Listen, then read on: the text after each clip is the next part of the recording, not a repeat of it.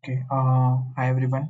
सो आज हम देखेंगे कि पाइथन क्या होती है एंड पाइथन एक हमारी प्रोग्रामिंग लैंग्वेज है which is interpreted and it is a general purpose programming language object oriented and in interpreted मतलब क्या होता है कि पाइथन का जब भी कोई कोड एग्जीक्यूट होता है तो वो लाइन बाय लाइन एग्जीक्यूट होता है। ओके और नेक्स्ट अगर मैं पाइथन की बात करूँ तो पाइथन के अंदर हमारे पास मॉड्यूल्स होते हैं एंड मॉड्यूल्स होते हैं हमारे पास पाइथन में and similarly we have a pip basically in by using pip we it is a custom package manager just like npm okay हम pip के थ्रू हम कोई भी एक्सटर्नल मॉड्यूल्स हम इंस्टॉल कर सकते हैं अपने पाइथन के अंदर। ओके सो ये एक थिंग है। जैसे कि मान लो मेरे को फ्लैस्क इंस्टॉल करना है तो how will I do I will create like this pip install flask। okay so it will install flask in my system। okay so this is about pip and what is modules? Module is like a file that containing code written by someone else। Basically meaning क्या होता है module का कि suppose एक module है मेरे पास, मान लो मैं कस्टम अपना मॉड्यूल बना रहा हूँ, मैंने उसमें अपना कोड लिख दिया एंड सिमिलरली कोई अदर प्रोग्रामर उसको इंपोर्ट करके मेरा मॉड्यूल यूज कर सकता है। ओके सो दीज बेसिकली अगर मैं आपको प्रॉपर डेफिनेशन बताऊं तो ये एक basically it is a file that containing code written by someone else which can be imported and used by other programs। Okay in हमारे पास मॉड्यूल में दो टाइप के मॉड्यूल्स होते हैं, built in modules and external modules. Built in modules हमारे पास होते हैं OS module and random modules. External modules में हमारे पास होते हैं टेंसरफ्लो एंड फ्लास्क, जिसके बारे में हम आगे डिस्कशन करेंगे बाद में। Talking about variables in Python, so हमारे पास जो वेरिएबल्स होते हैं, so first of all Python is a dynamically typed language, sorry, dynamic type language। okay so what does it mean? what does it mean like dynamic type का language क्या होता है कि बेसिकली कोई मेरे पास वेरिएबल है, ठीक है, तो मेरे को उसको डिफाइन करने की नीड नहीं है कि वो इंट होगा फ्लोट होगा। So what is like dynamic is typing is that like Python क्या, जब हम प्रोग्राम एग्जीक्यूट करते हैं एग्जीक्यूशन पे ही वो टाइप चेक करता है। और एक होता है हमारे पास स्टैटिक टाइपिंग, जैसे सी प्लस प्लस जावा हो गई, इसमें data types are check before the execution of the program. Okay so ये एक हमारे पास एक चीज होती है।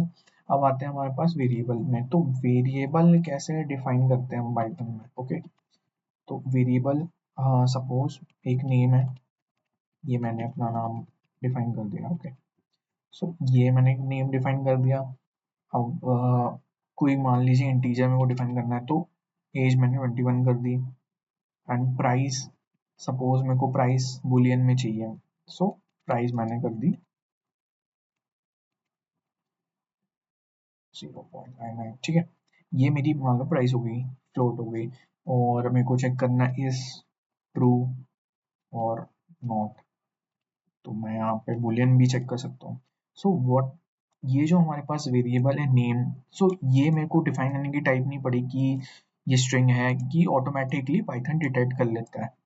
ओके सो अगर मैं इसका यहाँ पे टाइप भी प्रिंट करवाऊँ तो क्या होगा, प्रिंट नेम वंश पांडे आ गया। ओके ठीक है, print name, print age. Basically हमारे पास पाइथन में एक और होता है टाइप। बाय यूजिंग टाइप हम किसी भी वेरिएबल का डिफाइन कर सकते हैं कि वो किस टाइप का है, जैसे ये स्ट्रिंग टाइप का है। ओके ये मैं इंटीजर को करूंगा, एज को करूंगा, तो इसका क्लास हमारा आएगा इन टाइप का। सी इन टाइप का सेम, प्राइस में आएगा फ्लोट, इसमें आएगा boolean. So this is how we declare variables in Python and check its type. Okay now हमारे पास दूसरा टॉपिक है कि type conversion. So basically what is type conversion is, type conversion is basically in type conversion we convert one data type to another. Convert one data type to another. Okay, so हमारे पास type conversion में दो type के type conversion होते हैं. एक होता है हमारे पास implicit type conversion, implicit type conversion. दूसरा हमारा होता है explicit type conversion. Okay, so implicit type conversion देखते हैं पहले. इम्प्लीसिट टाइप कन्वर्जन क्या होता है हमारे पास? जब पाइथन खुद ही कन्वर्ट कर दे, like Python automatically converts. This is known as implicit type conversion. अब let us see one example.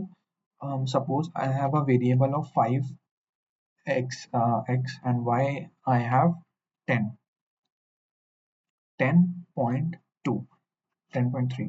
So this is the float value and this is the integer value. Okay, this is the integer value. So now if I sum it x plus y and then suppose I'm printing sum. So can you guess what will be output? Okay, this is int, this is int, this is float.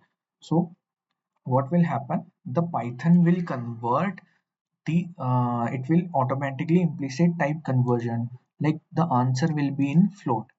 So what will it? 15.3. 15.3 will be answer because हमारा जो Python ने automatically हमारा implicit type conversion कर दिया. सो this is one of the examples of implicit type conversion कि आपका automatically Python convert कर देता है.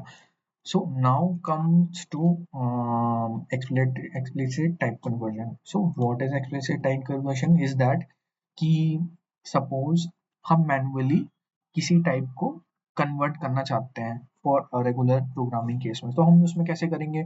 सपोज मेरे पास एक स्ट्रिंग है 1 2 3. अब I want to convert this string to integer. How will I do? So suppose सबसे पहले हम इसका टाइप प्रिंट करते हैं.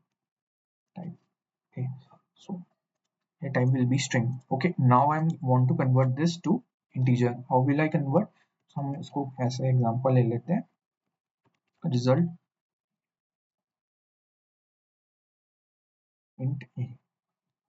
ओके, सो व्हाट मैंने यहाँ क्या करा है? मैंने यहाँ इसको टाइप कास्ट कर दिया है. मैंने इसका एक्सप्लिसिट टाइप कन्वर्जन कर दिया है ए में. अब इसको प्रिंट करा लेते हैं.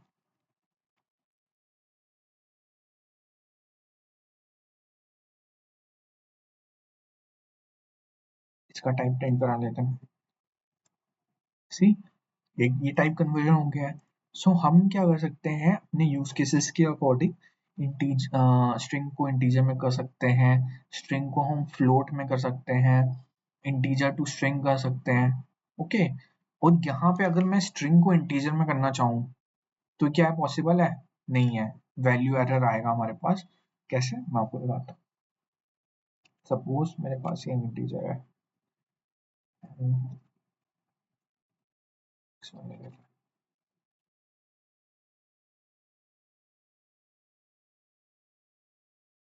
सॉरी मैंने उल्टा बोल दिया. हमारे पास एक स्ट्रिंग है, उसको हमको इंटीजर में करना है. तो वन सेकेंड.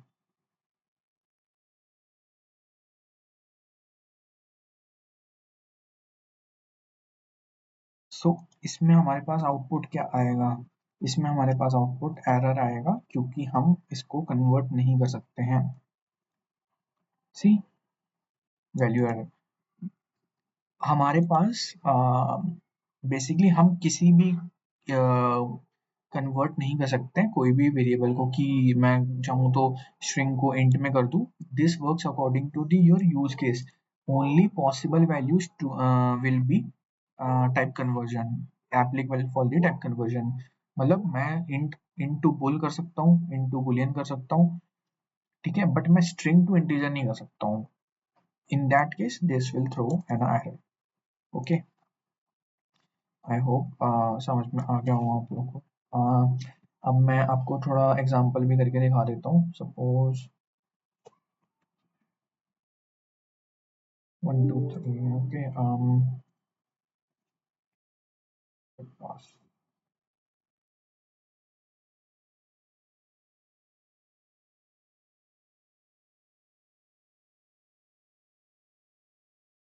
सपोज मैं करता हूँ इन बुलियन में करना है मेरे को, है ना।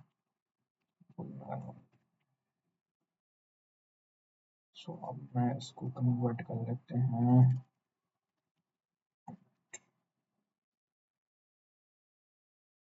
ऐसी it is converted into boolean value. Okay, so हम ऐसे कर सकते हैं। एंड और भी हमारे पास जैसे पता होगा आप लोग को कि बुलियन अगर मैं ज़ीरो करूँ तो वो फॉल्स होगा, ये आप लोग को ऑलरेडी पता है। ट्रू 1 करूँगा तो ट्रू हो जाएगा। ओके, सो ये these are the basic things. And one more thing, according to the interview, suppose if I have int 9.99, so in this case what will be the output? In this case it will return it to me 9 only. Why? Because it does not round off, it removes the decimal point. Okay, so ये चीज का आप ध्यान रख सकते हैं। Okay, that's all from this lecture. Bye.